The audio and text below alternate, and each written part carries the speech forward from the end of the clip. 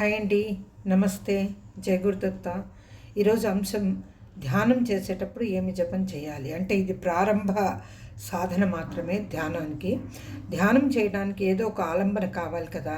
అది ఓంకారం కావచ్చు, వాసుదేవ మంత్రం కావచ్చు, రామనామం కావచ్చు, తన ఇష్టదైవం యొక్క నామం ఏదైనా కావచ్చు. అయితే ఈ నామం ధ్యానం నిలవటానికి వాడుకునే సాధనం మాత్రమే. ప్రారంభంలో వీటిని వాడుకుంటూ చివరకు వాటిని కూడా విడనాడి ఆత్మను పరమాత్మ తత్వంతో ఏకాగ్రత పొందించటం జరగాలి. అప్పుడప్పుడు ధ్యానం నిలవనప్పుడు ఆ ఇష్టదైవ నామాన్ని బిగ్గరగా ఉచ్చరిస్తూ మనసును కుదుటికి తెచ్చుకోవాలి. యోగం అంటే జ్ఞానేంద్రియాలను మనస్సును బంధించి జీవునికి ఈశ్వరునికి అభేదాన్ని సాధించే సాధనం. నామ జపం కూడా యోగ సాధనకు సాధనమే.